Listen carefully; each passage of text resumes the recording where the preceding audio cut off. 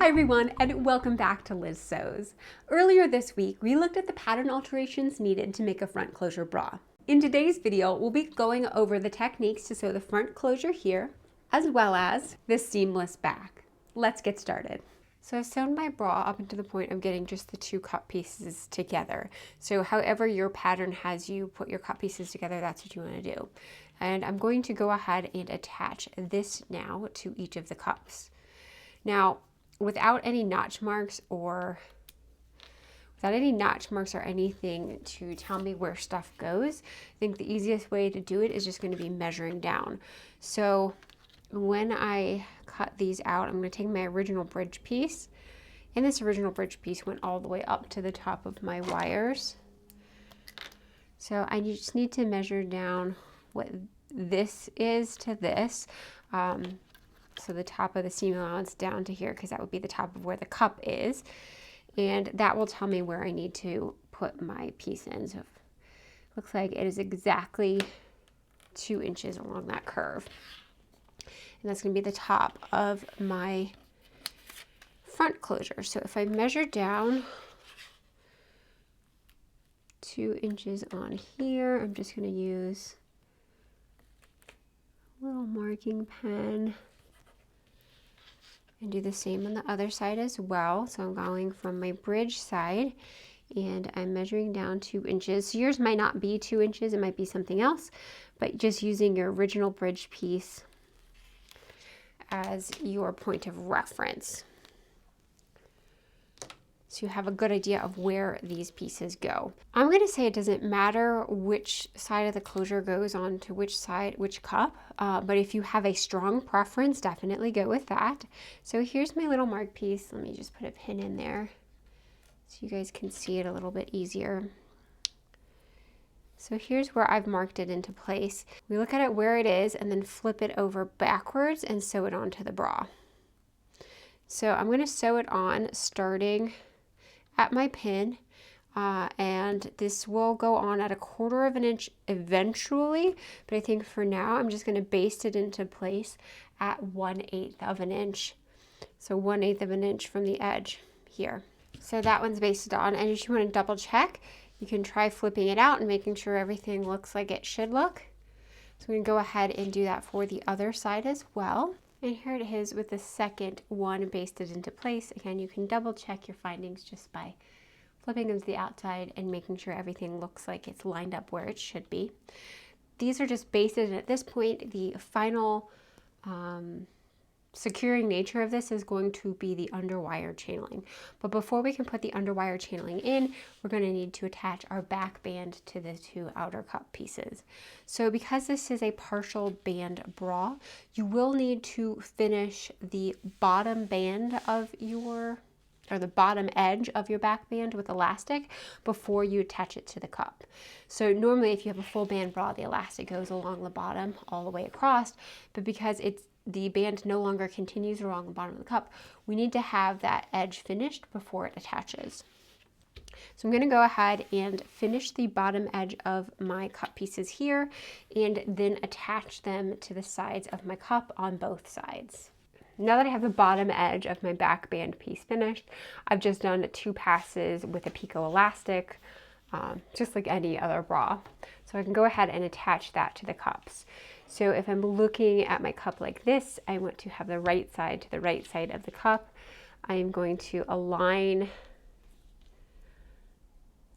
the edge, the top edge of my band with the top edge of my cup and just pin that into place. So then I sew this on with 1/4 of an inch straight stitch along there, and I'm going to continue along my 1/4 of an inch stitch all the way around the cup, just because it gives me a good guideline for when I'm putting on my underwire channeling. So now I've got both cups attached to the back band, so we should have one long piece with a cup, band, and then another cup attached to it. So now we can go ahead and do the underwire channeling. So when you are doing a partial band bra, normally we apply the underwire channeling to the cup side and it folds out, but on a partial band bra it goes around the other way, and you're gonna attach it to the band side So the band side, and then it's going to fold into the cup like so.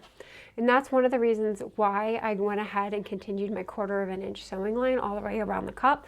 So I have a guideline for where I'm butting this underwire channeling against. So you want to apply the underwire channeling just like you do for any normal bra, sewing all the way around to the middle cup piece, to the middle bridge.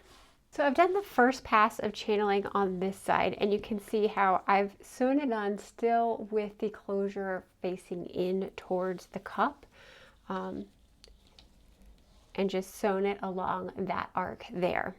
And then once you've done that, you can flip it to the inside of the cup and top stitch it down on the free edge of the underwire channeling, and that's going to be what sets the front closure out into the middle of your bridge area.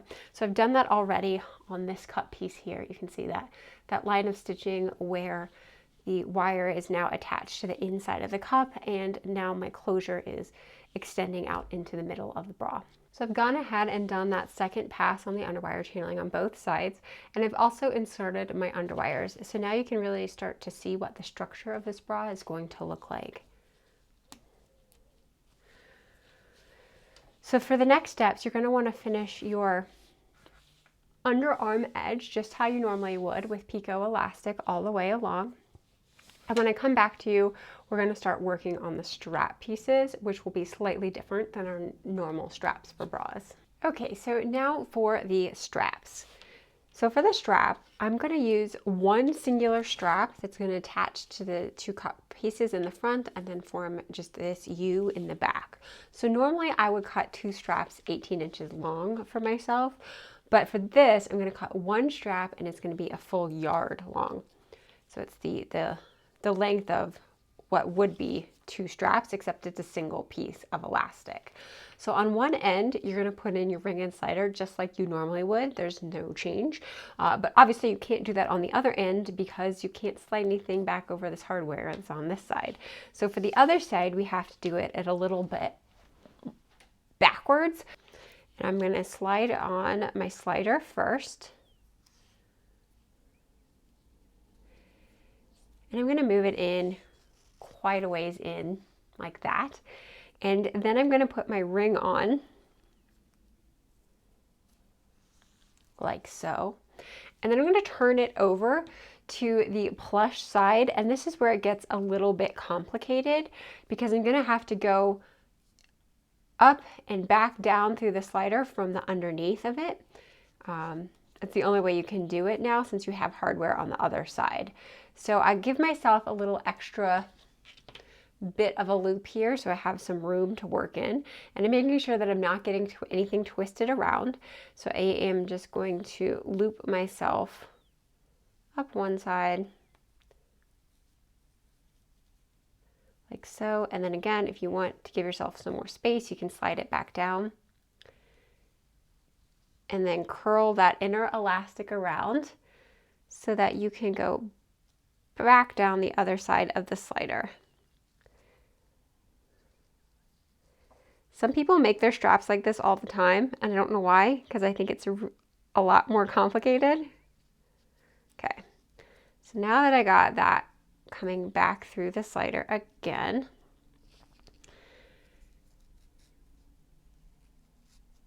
like that, so I can take this over to the machine, try to get all of this elastic out of the way,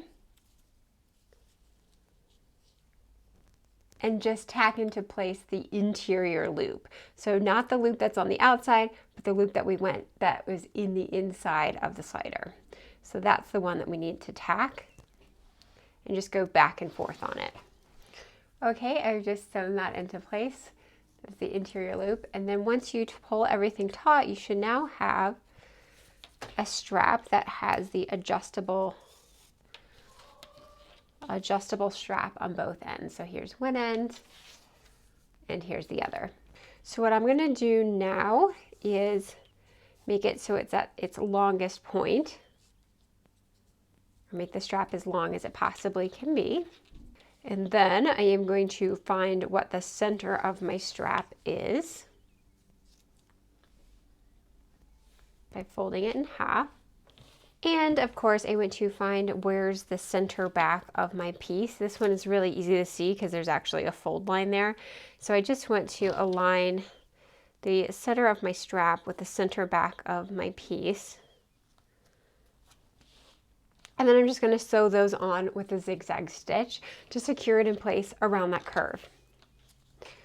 And then the last and final step would, of course, just be to attach your straps to the front along the cup. I like to leave just some extra elastic when I'm doing my underarm curve, which I use to attach my strap. So here you can see the straps have been attached to the cup as well as sewn into this U in the back. So I hope everyone has enjoyed this front closure bra tutorial, and I'll see everyone next time. Take care.